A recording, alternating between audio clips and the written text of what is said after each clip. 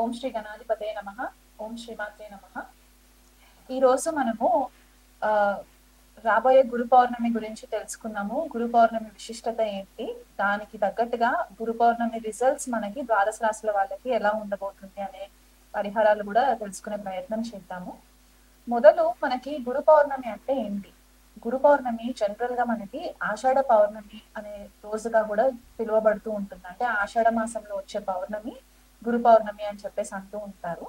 అలాగే గురు పౌర్ణమిని వ్యాస పౌర్ణిమ అని కూడా అంటూ ఉంటారు. అంటే నారాయణుడు వేదవ్యాసుడిగా అవతరించి మనకి వేదాలన్నింటినీ కూడా రాసి మనకి మానవాళికి అందజేసిన రోజులాగా కూడా మనకి చెప్తూ ఉంటారు అన్నమాట. వ్యాస మహర్షి పుట్టినరోజు కూడా పౌర్ణమి అని కూడా మనకి కొన్ని క్లాసిక్స్ చెప్తూ ఉంటాయి.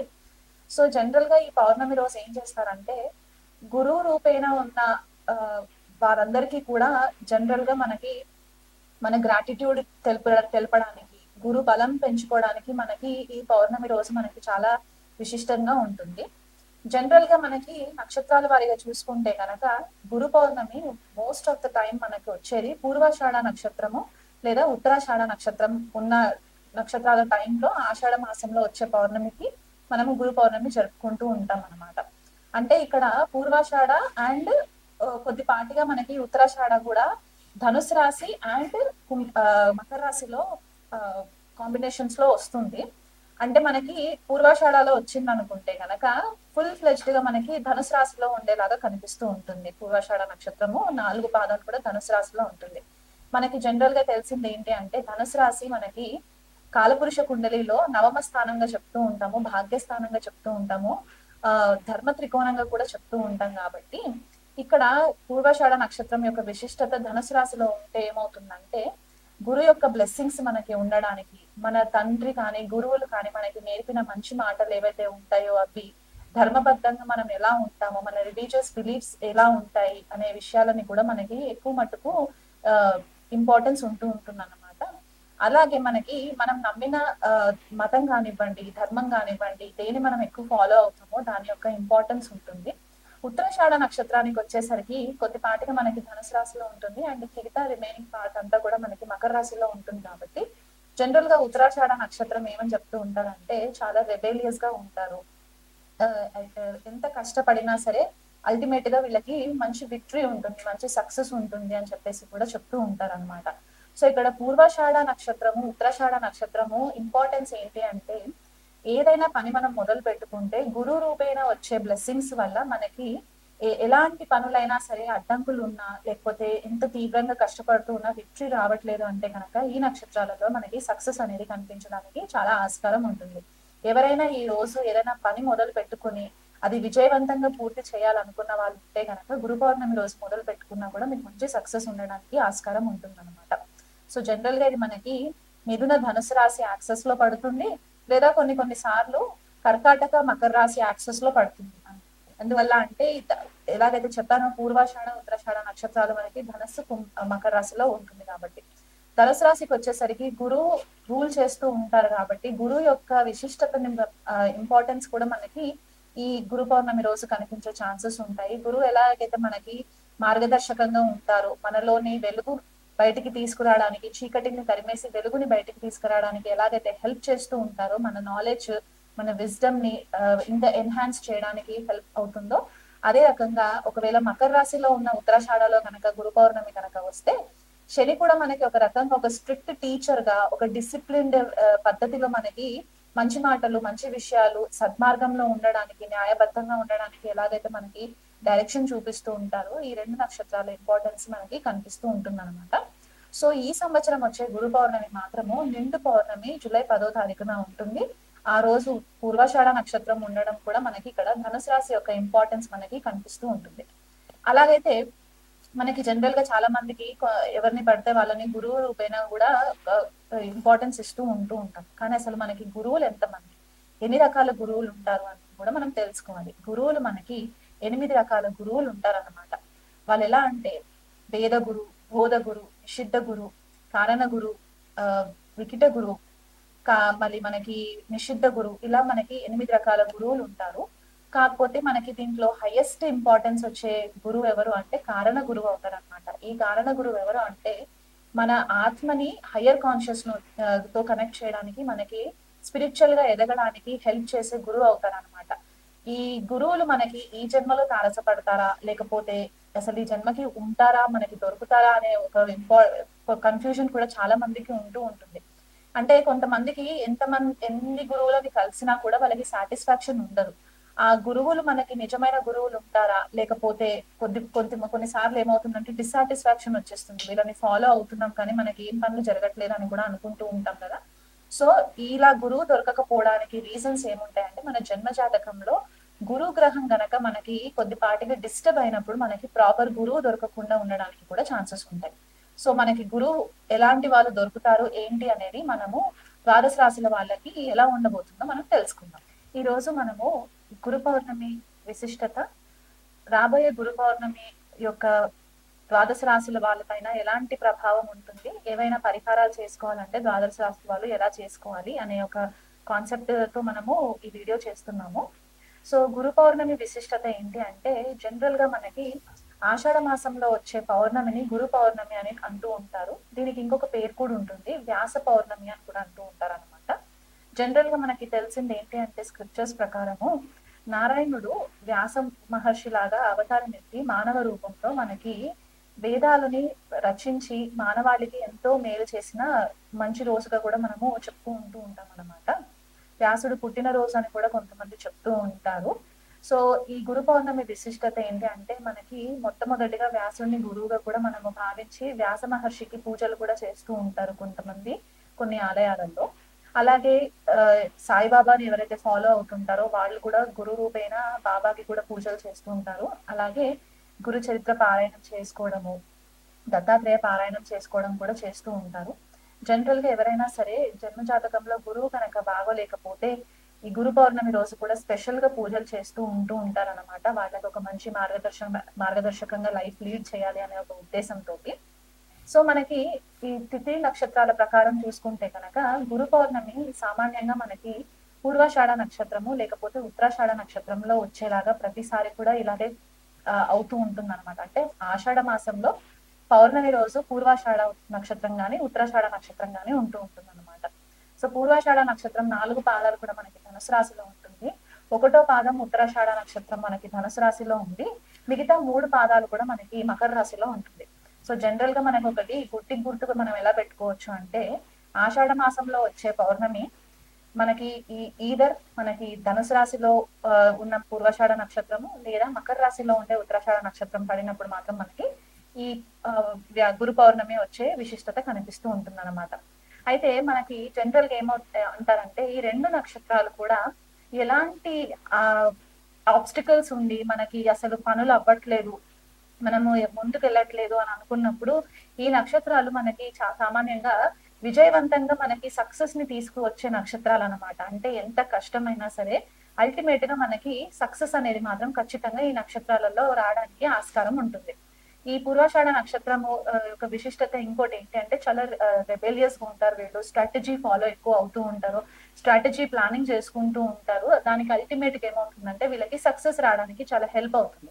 అదే ఉత్తరాషాఢ నక్షత్రం కనుక తీసుకున్నట్లయితే కనుక వీళ్ళు చాలా బేస్ లెవెల్లో నుంచి స్టార్ట్ చేసుకొని అల్టిమేట్ గా ఒక మెట్టు పై మెట్టు ఎక్కుకుంటూ వీళ్ళు అల్టిమేట్ గా సక్సెస్ లీడ్ చేయడానికి కూడా మనకి హెల్ప్ అవుతుంది అనమాట. ఉత్తరాషాఢ నక్షత్రం చాలా రెబేలియస్ ఎనర్జీ ఉంటుంది వీళ్ళకి. పట్టు వదలని విక్రమార్కుడు లాగా ఫైట్ చేస్తూ ఉంటారు అనమాట. సో ఈ 2 నక్షత్రాల విశిష్టత అది.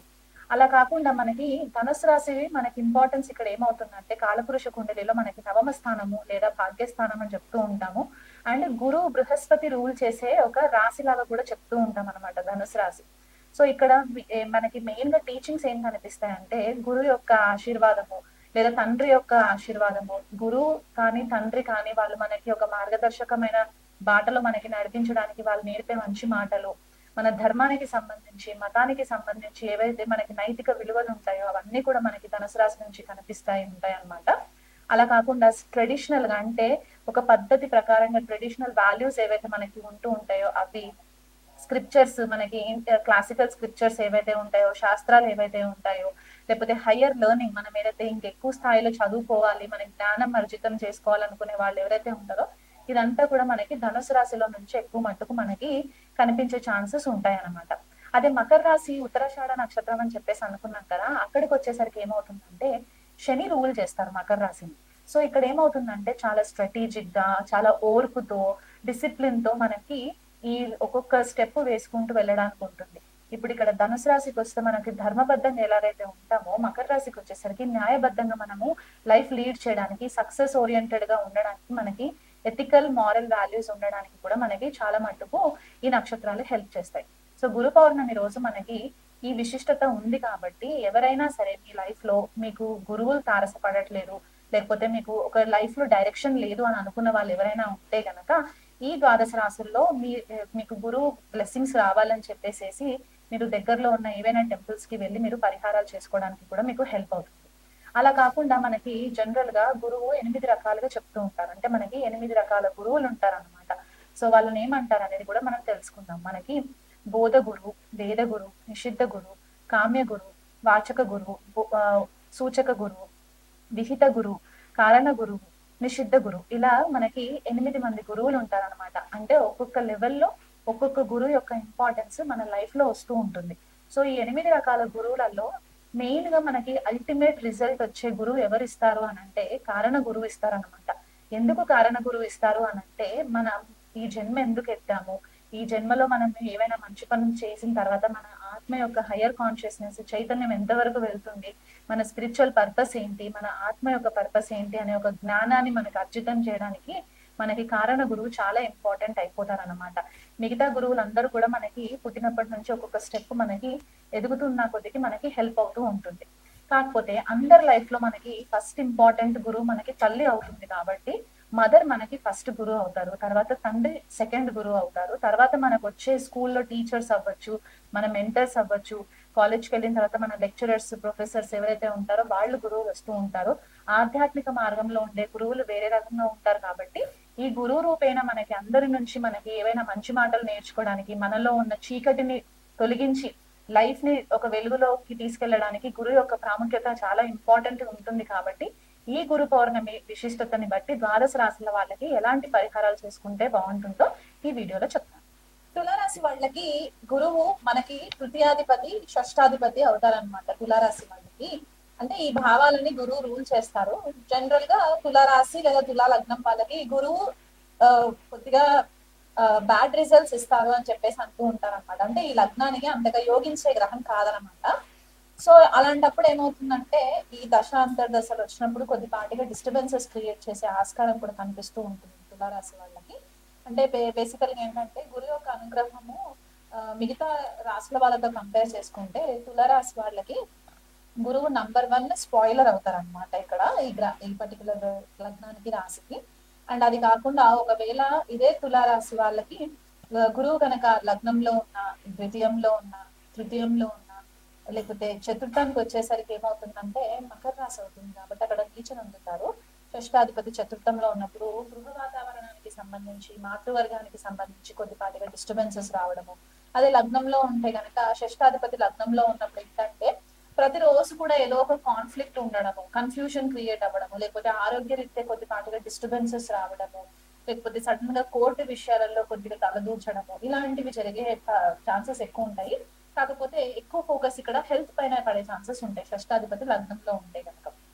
అదే షష్టాధిపతి ద్వితీయ భావంలో ఉంటే ఇక్కడ ఏమవుతుందంటే తృతీయ షష్టాధిపతులు ద్వితీయ భావంలో ఉంటే మనీ విషయంలో అంటే డబ్బు విషయంలో కొద్దిపాటిగా కాన్ఫ్లిక్ట్స్ రావడము, లేకపోతే కుటుంబంలో కొద్దిపాటిగా కాన్ఫ్లిక్ట్స్ రావడము, రోజు వైరం లాంటి సిచ్యువేషన్ ఉండడము, ఇలాంటివి జరిగే ఛాన్సెస్ ఉంటాయి.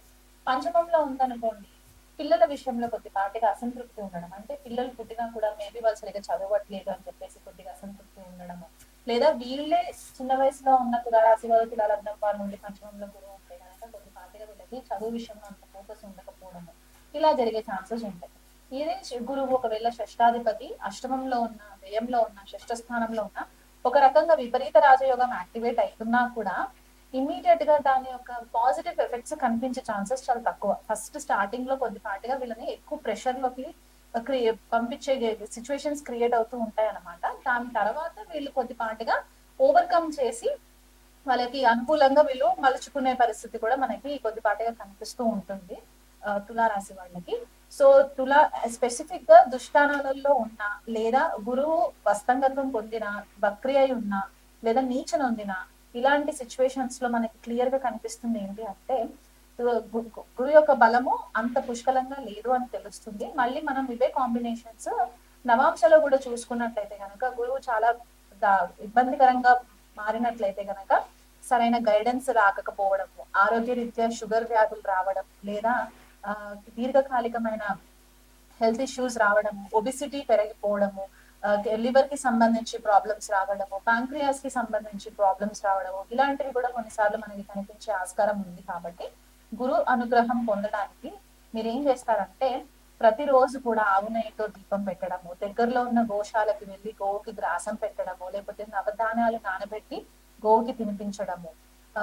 గురు యొక్క బ్లెస్సింగ్స్ ఇంకా మురుగు రావాలంటే మీరు ఏం చేస్తారంటే ఇంట్లో ఎక్కడైనా మీకు పెరడు లాంటి స్పేస్ ఉంటే కనుక అరటి చెట్టుని పెంచే ప్రయత్నం చేయండి. అరటి కొమ్మ తీసుకొచ్చి అరటి చెట్టు పెట్టి అక్కడ ప్రతిరోజు ఈవినింగ్ అరౌండ్ 6 o'clock ఆ టైంకు మీరు ఆవు నెయ్యి పెట్టి ఆ అరటి చెట్టు మొదలు దగ్గర దీపం పెట్టి గురు మంత్రము అరటి చెట్టు దగ్గరే కూర్చొని మీరు గురు మంత్రం చేసుకున్నా కూడా మీకు హెల్ప్ అవుతుంది. అలా కాకుండా స్పెసిఫిక్ గా తులారాశి స్వాతి నక్షత్రం అయిన వాళ్ళు ఉంటే గనక, లేదా విశాఖ నక్షత్రం అయిన వాళ్ళు ఉంటే గనక మీరు అనులోమ్ విలోమ్ ప్రాక్టీస్ చేసుకోవడం వల్ల, నేసల్ బ్రీతింగ్ చేసుకోవడం వల్ల కూడా మీకు వీలైనంత మట్టుకు శ్వాసకి సంబంధించిన ఇబ్బందులు రాకుండా ఉండడానికి కూడా మీకు చాలా మంచి హెల్ప్ అవుతుంది. పెద్దల పట్ల గౌరవం పాటించండి, గురువుల పట్ల గౌరవం చూపిస్తూ ఉండండి, రెస్పెక్ట్ ఇస్తూ ఉండండి. ఎదుటి వాళ్ళకి గురువుని దూషించకండి. పెద్దవాళ్ళని ఇంట్లో పెద్దవాళ్ళంటే పేరెంట్స్ అవ్వచ్చు, లేకపోతే పేరెంట్స్ వారి తరఫున సంబంధించిన వాళ్ళు ఎవరైనా పెద్దవాళ్ళు ఉంటే కనుక వాళ్ళని రెస్పెక్ట్ఫుల్ గా మీరు డీల్ చేసుకున్నట్లయితే కనుక మీకు మంచి రిజల్ట్స్ రావడానికి ఛాన్సెస్ ఉంటాయి.